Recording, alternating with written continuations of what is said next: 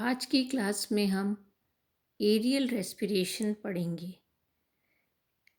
Aerial respiration class insecta में पाया जाता है और इंसेक्ट्स जो होते हैं उनमें रेस्पिरेशन यानी कि गैसेस का एक्सचेंज डायरेक्टली बॉडी टिश्यूज़ और एनवायरमेंटल एयर के बीच में होता है और इस एक्सचेंज में ब्लड का कोई रोल नहीं होता क्योंकि इंसेक्ट के ब्लड में रेस्पिरेटरी पिगमेंट हीमोग्लोबिन नहीं पाया जाता है। तो जो एयर जो है वो टिश्यूज़ तक डायरेक्टली एक नेटवर्क के द्वारा इंसेक्ट्स में जाती है जिसे हम रेस्पिरेटरी ट्यूब्स या ट्रेकिया कहते हैं। ट्रेकियल नेटवर्क होता है, रेस्पिरेटरी ट्यूब्स का एक नेटवर्क होता है और ये ट्रेकियल ट्यूब्स जो होते हैं ये बाहर खुलते हैं। एक सिस्टम होता है अपर्चर्स का जो कि इंसेक्ट की बॉडी पे प्रेजेंट होता है और इन अपर्चर्स को या छिद्रों को हम स्पाइरिकल्स या स्टिग्मेटा कहते हैं। आज हम एरियल रेस्पिरेशन में कॉकरोच एज एग्जाम्पल लेंगे और उसमें हम एरियल रेस्पिरेशन पढ़ेंगे। तो ट्रेकियल या रेस्पिरेटरी सिस्टम इंसेक्ट्स का जो है उसमें कॉकरोच जो है उसमें दो पेयर स्पाइरिकल्स के थोरेक्स रीजन में पाए जाते हैं और 8 स्पाइरिकल्स एब्डोमेन में पाए जाते हैं। थोरेसिक स्पाइरिकल्स एब्डोमिनल स्पाइरिकल्स से कंपैरेटिवली बड़े होते हैं और लेटरली प्रेजेंट ये होते हैं। पहला पेयर जो स्पाइरिकल का थोरेक्स रीजन में होता है वो प्रोथोरेक्स और मीजोथोरेक्स के बीच में होता है, जबकि सेकंड पेयर जो होता है वो मीजोथोरेक्स और मेटाथोरेक्स के बीच में लोकेटेड होता है। एब्डोमिनल स्पाइरिकल्स का जो पहला पेयर होता है वो फर्स्ट एब्डोमिनल सेगमेंट में होता है और ये डॉर्सल टर्गम के लेटरल एजेस पर प्रेजेंट होता है। बाकी 7 पेयर्स जो स्पाइरिकल्स के होते हैं वो एब्डोमिनल सेगमेंट सेकंड से 8 तक होते हैं और ये लेटरली प्लूरा जो होते हैं उन पर लोकेटेड होते हैं। हर एक स्पाइरिकल के आसपास या हर एक स्पाइरिकल सराउंडेड रहता है एक छोटी सी रिंग के आकार की काइटनस प्रोटेक्टिव एन्युलर स्क्लेराइट के द्वारा, जिसे पेरिटीम भी कहते हैं। स्पाइरिकल्स के बाहर बहुत सारी सीढ़ियाँ लगी होती हैं जो कि इनकमिंग एयर जो होती है उसको फिल्टर करती हैं और ट्रेकियल सिस्टम में एंटर होने से पहले उसको फिल्टर आउट कर देती हैं। स्पाइरिकल पे एक वेल्व भी लगा हुआ होता है जो कि एक मसल होती है जो उसको रेगुलेट करती है। स्पाइरिकल आगे जाकर ट्रेकियल चेम्बर में या एट्रियम में खुलता है और एट्रियम आगे जाकर एक बड़ा सा मेन ट्रेकियल ट्यूब में खुलता है जिसे ट्रेकियल ट्रंक्स कहते हैं।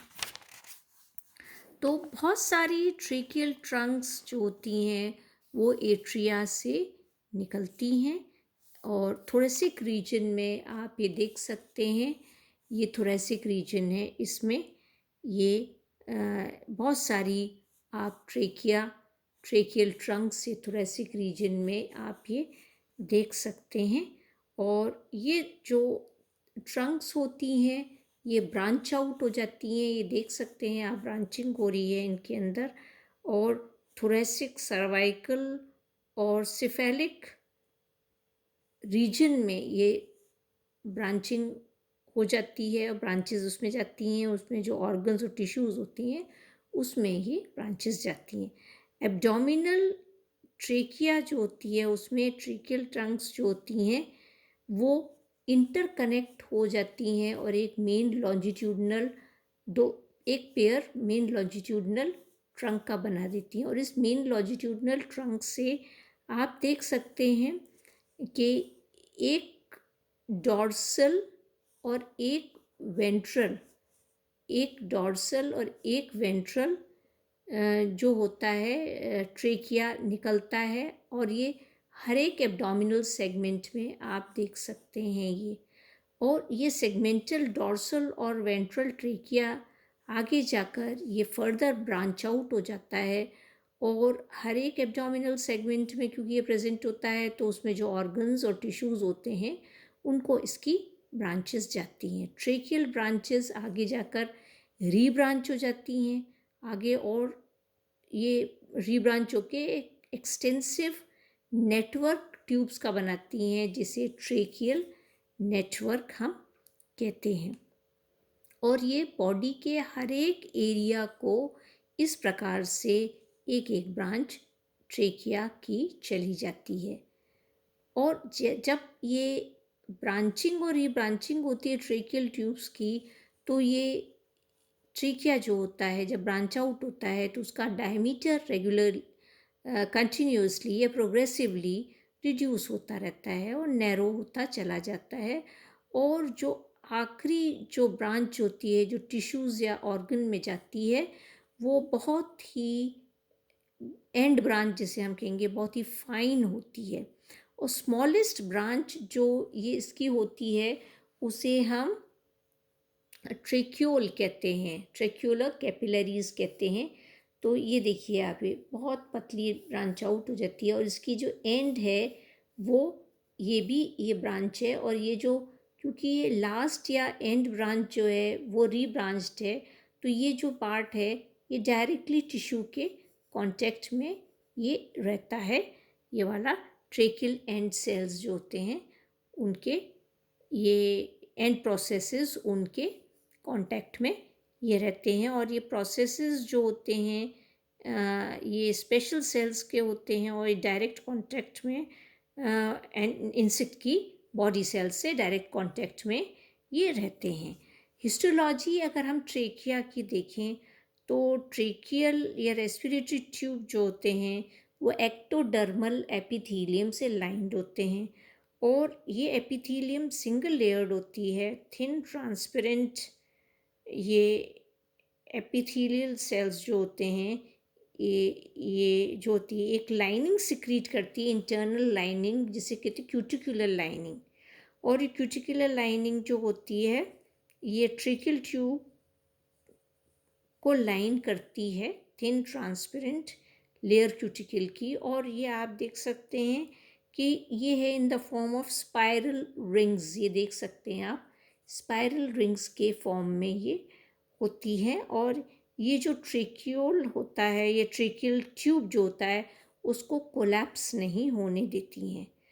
एंड ट्रेकियल ट्यूब्स या ट्रेक्यूल्स जो होते हैं उनमें ये क्यूटिकुलर लाइनिंग नहीं पाई जाती, मतलब ये स्पाइरल रिंग्स इसमें नहीं पाई जाती। आप ट्रेकिया में ही ये स्पाइरल रिंग्स आप देख सकते हैं, ट्रेक्यूल्स में ये नहीं होती हैं। अब रेस्पिरेटरी प्रोसेस देखें तो जो मसल्स जो होती हैं जो कि टर्गा और स्टर्नम को इंटरकनेक्ट करती हैं वो रेगुलरली कॉन्ट्रैक्ट होती हैं और उनके कॉन्ट्रैक्शन की वजह से पूरी बॉडी कॉन्ट्रैक्ट होती है और रिलैक्स होती है। तो रिदमिक कॉन्ट्रैक्शन और रिलैक्सेशन होती हैं उन मसल्स का जो कि टर्गम और स्टर्नम को हर एक बॉडी सेगमेंट के जो कंट्रोल करती हैं या उस पर लगी रहती हैं। और जब ये रिलैक्स फेज़ होता है तो उसमें जो एयर होती है वो ट्रेकियल ट्यूब्स में जाती है स्पाइरिकल्स से होती हुई। स्पाइरिकल्स के द्वारा इसको हम इंस्पिरेशन भी कहते हैं, मतलब एयर अंदर जा रही है। और जब बॉडी कॉन्ट्रैक्ट होती है तो इंटरनल प्रेशर की वजह से एयर जो होती है ये बाहर की तरफ बॉडी से निकलती है और इसको हम एक्सपीरेशन भी कहते हैं। जब एयर अंदर आती है या इंस्पिरेशन होता है तो वो ट्रेक्यूल्स तक पहुंचती है। और नॉर्मली हम देखें तो ट्रेक्यूल्स जो होते हैं वो काफ़ी डिस्टेंस तक, ये काफ़ी हद तक टिश्यू फ्लूइड में ये डूबे हुए रहते हैं, they are in contact with the tissue fluid. और यहाँ पर जो होती है ऑक्सीजन जो एयर से आती है वो डिज़ोल्व हो जाती है और CO2 जो बाहर निकलेगी एक्सपिरेशन के द्वारा, वो भी यहाँ इसमें ही डिज़ोल्व होके बाहर निकलती है। इसके अलावा जब इंसेक्ट में एक्टिव इंस्पिरेशन होता है और काफ़ी फास्ट रेट में होता है, तो जो एयर प्रेशर होता है उसके कारण टिश्यू फ्लूइड जो होता है वो पीछे की तरफ पुश होता है और टिश्यूज़ में चला जाता है। और यहाँ पर अगर हम देखें तो एयर डायरेक्टली कांटेक्ट में टिश्यूज़ के आती है और यहाँ पर एक्सचेंज होता है ऑक्सीजन और CO2 का एयर और टिश्यू के बीच में, ये इंक्रीज़ हो जाता है इस प्रकार से। जैसा कि मैंने आपको पहले बताया, स्पाइरकल्स पे वेल्व भी लगे हुए रहते हैं, तो इनकमिंग और आउटगोइंग जो एयर होता है उसको इंक्रीज़ या डिक्रीज़ करते हैं, क्योंकि वो अपर्चर का डायमीटर को छोटा या बड़ा करते हैं, कंट्रोल करते हैं उसकी डायमीटर को सिकुड़ने को, फैलने को, और इस प्रकार से अमाउंट ऑफ इनकमिंग एयर या आउटगोइंग एयर को ये रेगुलेट करते हैं।